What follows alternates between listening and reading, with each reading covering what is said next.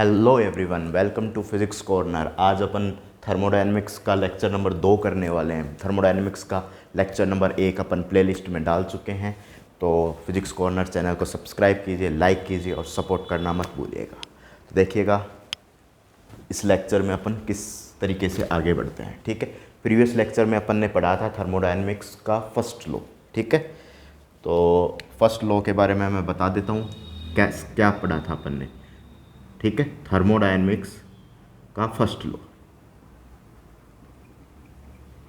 Dynamics first law. ठीक है, first law के बारे में पढ़ा था। जो किसी सिस्टम को दी गई हीट, किसी सिस्टम को दी गई हीट, कुल हीट किसके बराबर होती है? Work done plus internal energy. Work done plus internal energy, ये क्या होता है? Work done by system, system के थ्रू किया जाने वाला वर्क डन। ये क्या होता है? Given heat. इसको क्या बोलते हैं अपन?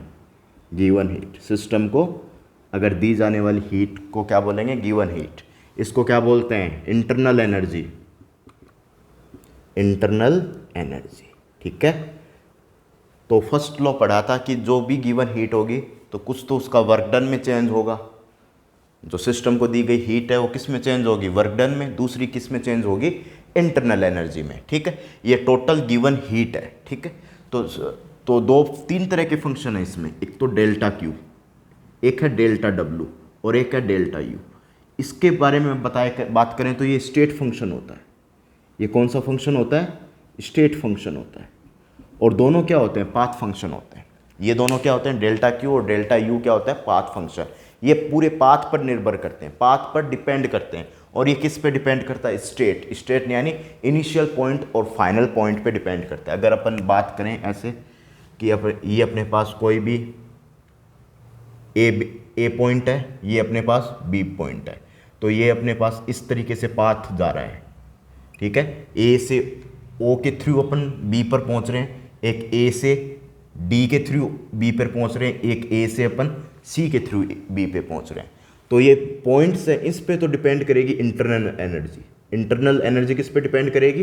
इन पॉइंट्स पर इंटरनल एनर्जी अपने पास डिपेंड करती है। और जो पाथ फंक्शन है ये अपने पास पाथ होता है। पाथ पे कौन डिपेंड करता है? पाथ पे कौन डिपेंड करता है? पाथ पे अपने पास वर्क डन डिपेंड करता है। और कौन सी चीज़ डिपेंड करती है? इंटरनल एनर्जी डिपेंड करती है। इंटरनल एनर्जी डिपेंड करती है। ये कुछ अपन ने फर्स्ट लॉ ऑफ थर्मोडायनेमिक्स के बारे में पढ़ा था। अब इसके बाद में कितना वर्क डन किया जाए गैस पे। कोई भी सिलेंडर रखा है, उसमें कितना वर्क डन किया जाए या फिर वर्क डन का कितना मान आएगा, उसको अपन कैलकुलेट करते हैं। ठीक है, वर्क डन का कितना मान आएगा उसको अपन देखते हैं। ठीक है, तो देखो वर्क डन का मान अपन कैलकुलेट करेंगे। कैसे कैलकुलेट करते हैं ये देखिए। अपन वर्क डन का मान किस तरीके से कैलकुलेट करते हैं वो अपन समझते हैं। कुछ फंक्शंस के थ्रू अपन इनकी चर्चाएं करेंगे। ठीक है, कुछ डायग्राम के थ्रू। जैसे अपने पास एक सिलेंडर पूरी तरीके से गैस से भरा हुआ है।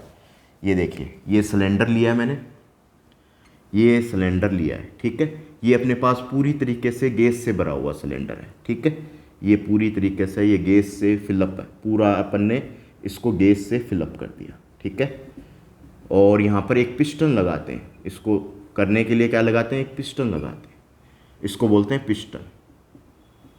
यहाँ पर एक पिस्टन का यूज़ लेते हैं। किसका यूज़ लेते हैं? पिस्टन का यूज़ लेते हैं। ये अपने पास ए और बी पोजीशन, इनिशियल पोजीशन होती है। ठीक है, इनिशियल पोजीशन होती है। इनिशियल पोजीशन होगा तो वॉल्यूम क्या होगा इसका वॉल्यूम भी क्या होगा? वी इनिशियल होगा। इनिशियल पोजीशन होगी यानी पिस्टन को दबाया नहीं गया है, उस कंडीशन में अपन क्या बोलते हैं? इनिशियल पोजीशन बोलते हैं। इनिशियल पोजीशन पे क्या होगा? इनिशियल पोजीशन पे अपने पास वॉल्यूम भी क्या होगा? इनिशियल लिया जाता है। इनिशियल पोजीशन पर वॉल्यूम क्या लिया जाएगा? इनिशियल लिया जाएगा। फिर इसको पिस्टन को आगे बढ़ाया जाता है तो गैस क्या होगी? कंप्रेस्ड होगी। गैस क्या होगी? कंप्रेस्ड होगी। जो इतने पूरे वॉल्यूम में गैस फिलअप है वो क्या हो जाएगी? थोड़े वॉल्यूम में फिलअप हो जाएगी। इस पिस्टन को आगे की तरफ बढ़ाते हैं तो वर्क डन होगा। इस पिस्टन के थ्रू क्या होगा? वर्क डन होगा। उस वर्क डन को अपन को कैलकुलेट करना है, कितना होगा। ठीक है। तो ये अपने पास कितना हो गया, पिस्टन को यहाँ तक ले गए, इस पोजीशन को क्या बोलते हैं, ए डैश बी डैश। इस पोजीशन को क्या बोलते हैं, ए डैश बी डैश। उस कंडीशन में जो वॉल्यूम होगा अपने पास, वो वॉल्यूम क्या होगा, वी फाइनल होगा। ठीक है, उस कंडीशन में जो वॉल्यूम होगा वी फाइनल होगा। ठीक है, तो ये मान लो पिस्टन को यहाँ तक दबाया, तो यहाँ तक दबाने में ये dx डिस्टेंस पिस्टन ने ट्रेवल की, कितनी डिस्टेंस ट्रेवल की, dx डिस्टेंस। और इसका क्रॉस सेक्शनल एरिया मैंने ले लिया, क्रॉस सेक्शनल एरिया मैंने इसका कंसीडर कर लिया ए, कैपिटल ए, इसका क्रॉस सेक्शनल एरिया मैंने कंसीडर कर लिया। ठीक है, तो वर्क डन किसके बराबर होगा, तो जो वर्क डन होगा वो किसके बराबर होगा, एफ डॉट डिस्प्लेसमेंट dx। ठीक है, फोर्स मल्टीप्लाई डिस्प्लेसमेंट के बराबर होगा। तो अब इसका इंटीग्रल करेंगे, कहाँ से कहाँ तक, 0 से W तक।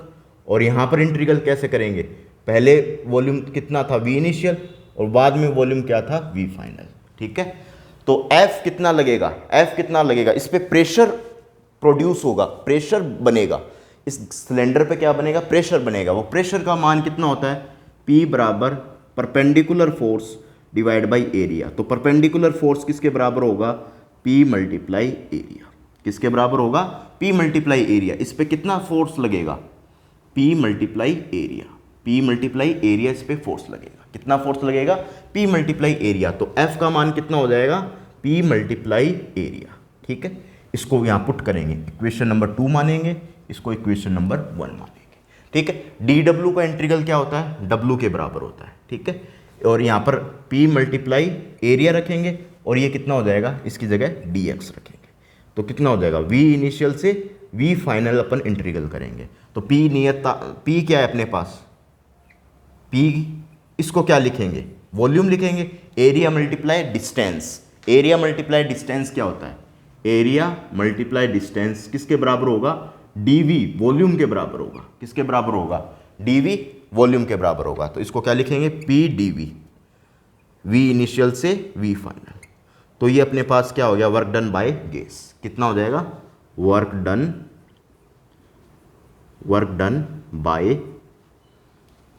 Done by gas. ये किसके बराबर होगा, work done by gas, work done by gas. ये वर्क डन बाय गैस लिखा जाएगा। ठीक है, फटाफट नोट कर लीजिएगा इसको। ये क्वेश्चन भी इस तरीके से पूछा जाता है, वर्क डन बाय गैस कितना होगा, work done by gas through piston, किसके थ्रू पिस्टन। ये अपने पास टॉपिक रहता है, work done by gas through piston. लिख दीजिएगा पूरा, एक बार लिख दीजिए, फिर अपन आगे बढ़ते हैं। पूरा लिख दीजिएगा, डायग्राम बनाइए, फिर work done by the gas through piston ये लिखिएगा, फिर अपन आगे चलते हैं।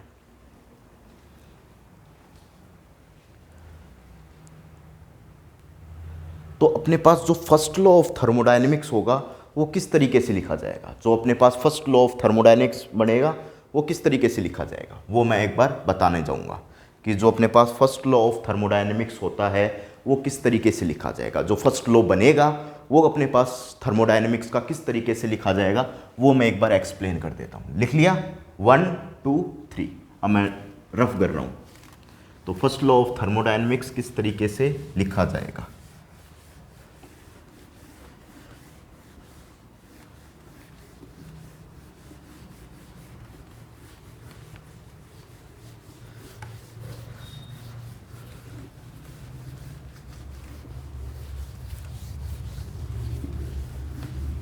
ठीक है, देखो फर्स्ट लॉ ऑफ थर्मोडायनेमिक्स कैसे लिखा जाएगा।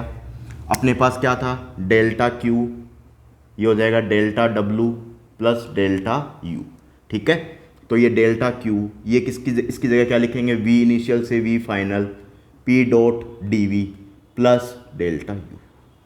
ठीक है, अब फर्स्ट लॉ ऑफ थर्मोडायनेमिक्स के एप्लीकेशन की बात करेंगे।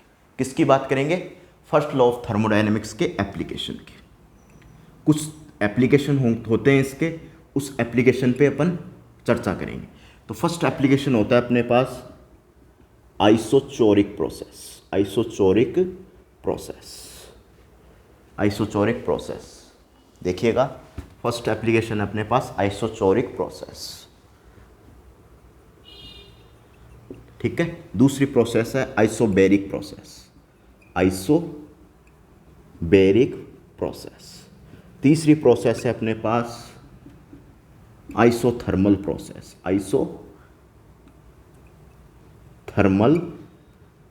Thermal process. चौथी प्रोसेस है अपने पास एडियाबैटिक प्रोसेस। कितनी, कौन सी प्रोसेस? Adiabatic process. और फिफ्थ प्रोसेस है साइक्लिक प्रोसेस। कौन सी प्रोसेस? Cyclic process. चारों प्रोसेस को नोट कीजिए। ये फर्स्ट लॉ ऑफ थर्मोडायनेमिक्स के लिए अपने पास क्या होता है, 5 प्रोसेस होती है। नोट कीजिएगा फटाफट।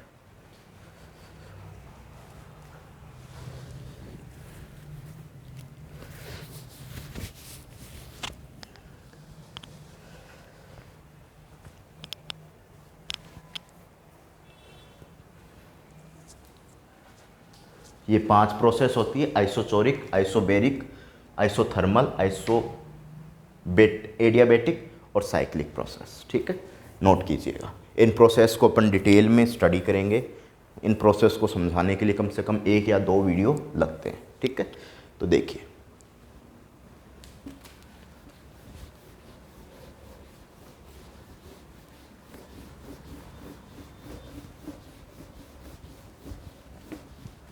एक या 2 वीडियो लगेंगे इन प्रोसेस को बताने के लिए। सबसे पहले अपन कौन सी प्रोसेस के बारे में बात कर रहे हैं?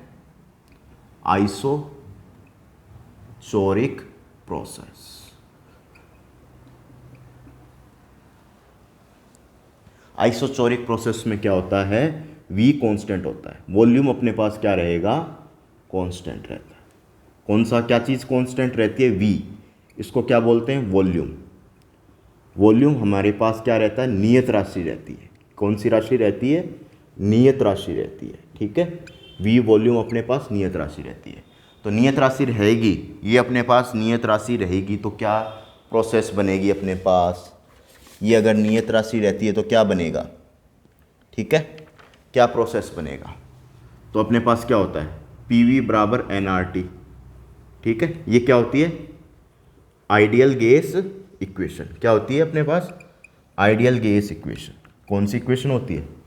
आइडियल गैस इक्वेशन होती है। कौन सी इक्वेशन? Ideal gas. इसमें V क्या है? नियत है या कांस्टेंट है। तो क्या हो जाएगा? P प्रोपोर्शनल T के हो जाएगा। किसके प्रोपोर्शनल हो जाएगा? P प्रोपोर्शनल T के हो जाएगा, ठीक है। अगर V कांस्टेंट है तो जो चेंज इन वॉल्यूम होगा, अगर V कांस्टेंट है तो चेंज इन वॉल्यूम होगा dV, वो क्या होगा? 0 के बराबर होगा। चेंज इन वॉल्यूम होगा और dV वो किसके बराबर होगा? 0 के बराबर होगा। चेंज इन वॉल्यूम dV 0 होगा। देन वर्क डन क्या होगा? देन वर्क डन क्या होगा? वर्क डन क्या होता है? W बराबर V इनिशियल से V final P dot dV बराबर 0। चेंज इन वॉल्यूम आ गया, इसमें वो 0 आ गया। और इसका जो ग्राफ बनेगा, वो ग्राफ कैसा बनता है? P, ये मान लिया मैंने P, ये मान लिया V। क्या मान लिया? P और V। तो इसमें वॉल्यूम नियत है तो क्या हो जाएगा? इनिशियल बिंदु ये, वॉल्यूम का ये फाइनल बिंदु ये अपने पास ये आ जाएगा, इनिशियल पॉइंट ये वाला, ठीक है। और फाइनल बिंदु अपने पास ये वाला आ जाएगा, इनिशियल पॉइंट और फाइनल पॉइंट। तो इसमें पूरे में वॉल्यूम क्या रहता है? कांस्टेंट रहता है। पूरे में वॉल्यूम क्या रहता है? कांस्टेंट रहता है। तो इसका जो स्लोप होगा m से रिप्रेजेंट करते हैं स्लोप को। किससे रिप्रेजेंट करते हैं? m से। ये क्या होता है? dp upon dv equal to tan theta, ठीक है। और यहां पर कितना डिग्री का कोण बन रहा है? 90 डिग्री का। तो tan 90 किसके बराबर होता है? tan 90 किसके बराबर होता है? इनफाइनाइट। तो जो इसमें स्लोप बनेगा वो इनफाइनाइट बनेगा, ठीक है। इसमें जो स्लोप बनेगा वो इनफाइनाइट बनेगा। P और V के बीच में ग्राफ कितना बनता है? dp upon dv tan theta. और tan थीटा का वैल्यू क्या है? 90। तो m का मान क्या बनेगा? इनफाइनाइट बनेगा। इसमें जो स्लोप होता है इस केस में वो क्या बनता है? इनफाइनाइट बनता है। कितना बनता है? इनफाइनाइट बनता है। तो फर्स्ट लॉ ऑफ थर्मोडायनेमिक्स कैसे यूज करेंगे इसमें? फर्स्ट लॉ ऑफ थर्मोडायनामिक्स कैसे यूज करते हैं? ये होता है delta Q delta W delta U. तो डेल्टा डब्लू का मान कितना होता है? 0 के बराबर होता है। तो क्या होगा? इंटरनल एनर्जी, कंप्लीट जो इंटरनल एनर्जी है किस में कन्वर्ट हो जाएगी? जो जितनी भी हीट दी जाएगी सिस्टम को, आइसोचोरिक प्रोसेस में जितनी भी हीट दी जाएगी वो हीट किस में कन्वर्ट हो जाएगी? इंटरनल एनर्जी में कन्वर्ट हो जाएगी। ये पूरी प्रोसेस कौन सी होती है? आइसोचोरिक प्रोसेस होती है। नेक्स्ट प्रोसेस है आइसोबैरिक प्रोसेस। कौन सी प्रोसेस है अपने पास? Isobaric process. इस प्रोसेस में अपन देखते हैं किस तरीके से बात करेंगे। 1 मिनट आप क्या कीजिए, थोड़ा टाइम लीजिए और इसको नोट कीजिएगा, ठीक है? इसमें थोड़ा टाइम लीजिए और इसको क्या कीजिए? नोट कीजिए, ठीक है? फटाफट नोट कर लीजिएगा, थोड़ा टाइम लीजिए और नोट कीजिएगा, ठीक है? नेक्स्ट प्रोसेस में फिर अपन आगे बढ़ते हैं। लिख लिया? नोट कर लिया? चलें आगे? तो देखिए,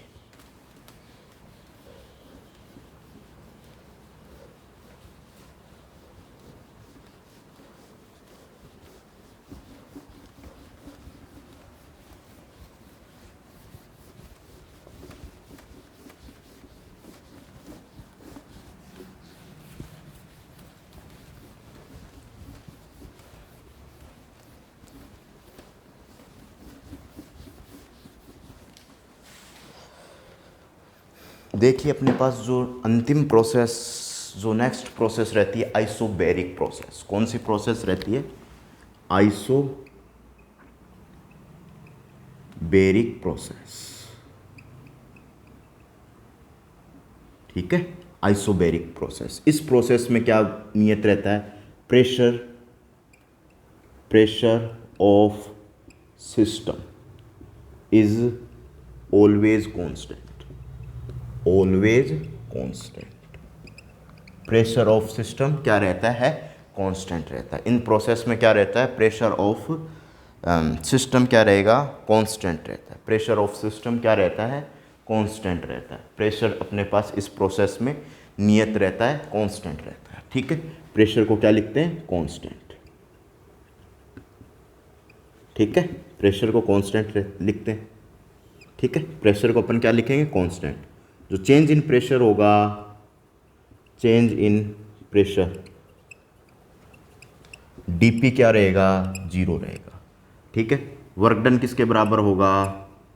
P D V, V initial से वी फाइनल। तो क्या हो जाएगा? पी, ये तो नियत है, इसको तो बाहर रख देंगे, इसका डिफ्रेंशिएशन करेंगे, इंटीग्रल करेंगे तो D final minus D initial आ जाएगा, ठीक है? तो डब्ल्यू बराबर कितना आ जाएगा?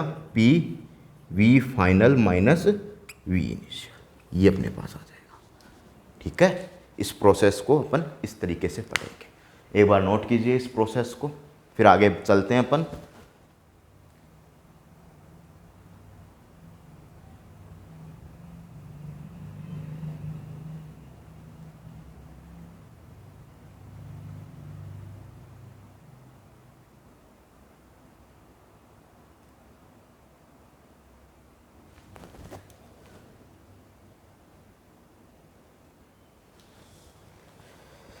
नेक्स्ट देखिए अपने पास आइसोबैरिक प्रोसेस हो गया।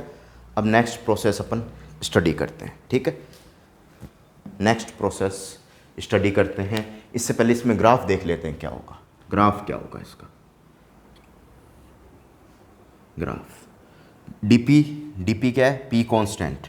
तो पी कांस्टेंट है तो ये पी और वी के बीच में ग्राफ, ये ऐसा ग्राफ बनेगा। पी और वी के बीच कैसा ग्राफ बनेगा? स्ट्रेट लाइन बनेगा। और इसमें एंगल कितना होगा? थीटा इक्वल टू 0 डिग्री होगा। कितना थीटा होगा? 0। तो स्लोप क्या होगा? m बराबर D P upon D V. Slope कितना होगा? tan 0। tan 0 का मान कितना होता है? 0 डिग्री।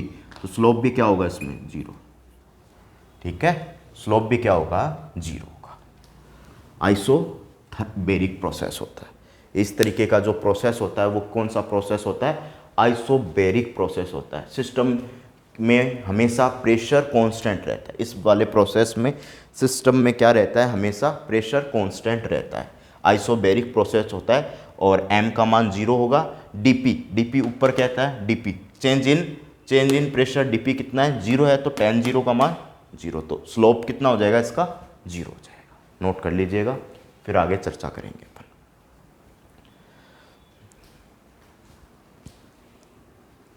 नेक्स्ट देखिए,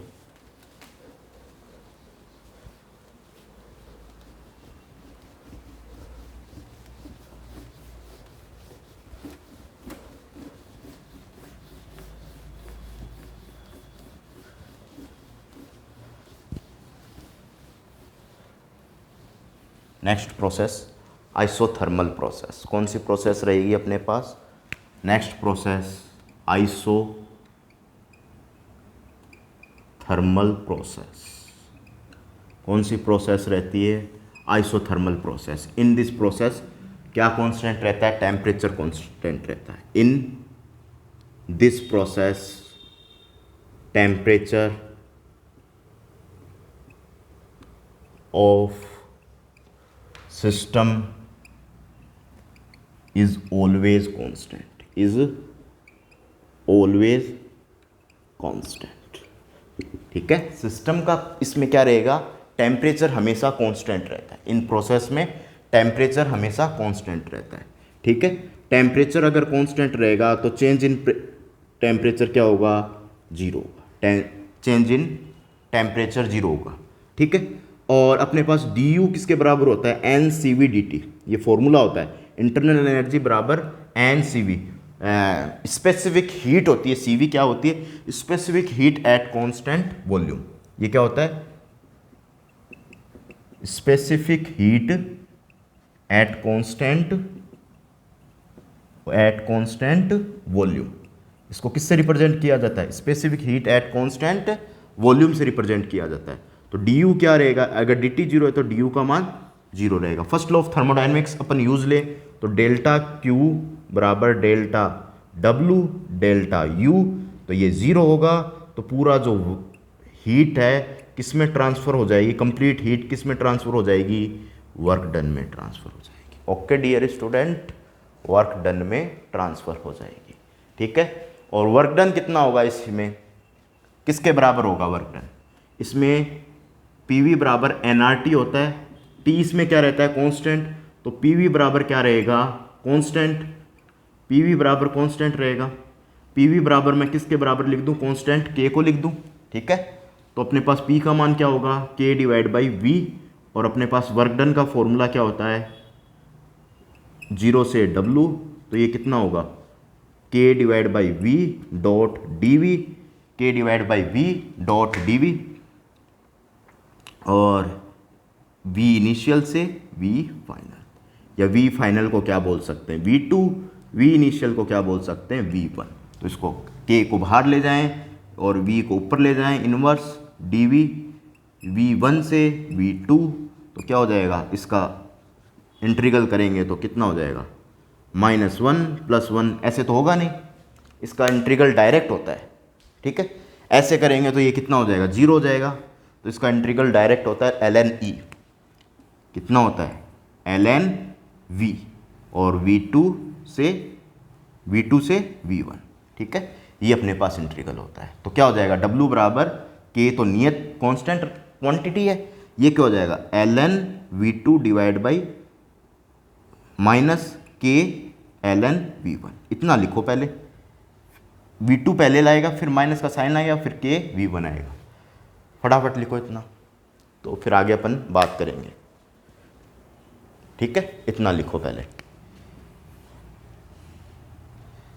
तो W बराबर मैं ऊपर लिख रहा हूँ, K कॉमन आ जाएगा, ln V2 - ln V1, तो कितना हो जाएगा, W बराबर K, ये हो जाएगा ln V2 ऊपर आ जाएगा, V1 नीचे आ जाएगा। ये ln की प्रॉपर्टी होती है। V2 जैसे अपने पास ln क्या होता है, B - ln A होता है, तो इसको क्या लिखते हैं, ln B / A लिखते हैं।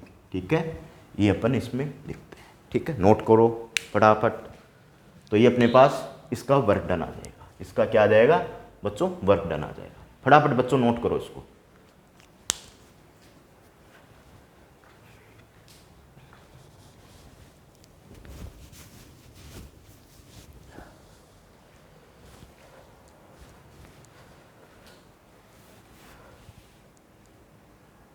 फटाफट नोट करो, फिर आगे चलते हैं अपन।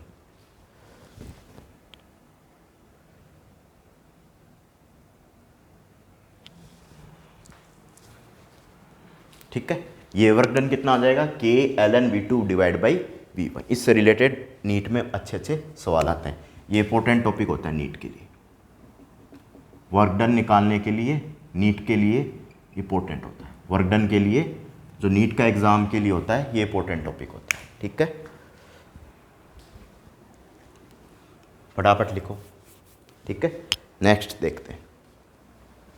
नेक्स्ट चलो कल बात करेंगे। ठीक है, कल अब डेली वीडियो अपलोड करेंगे, तो नेक्स्ट वीडियो की अपन कल चर्चा करेंगे। ठीक है, इतना आइसोथर्मल प्रोसेस तक कर लो, फिर आगे अपन नेक्स्ट प्रोसेस के बारे में चर्चा करेंगे। ठीक है, पढ़ते रहिए और सीखते रहिए और सब्सक्राइब करते रहिएगा। ठीक है, थैंक यू बच्चों।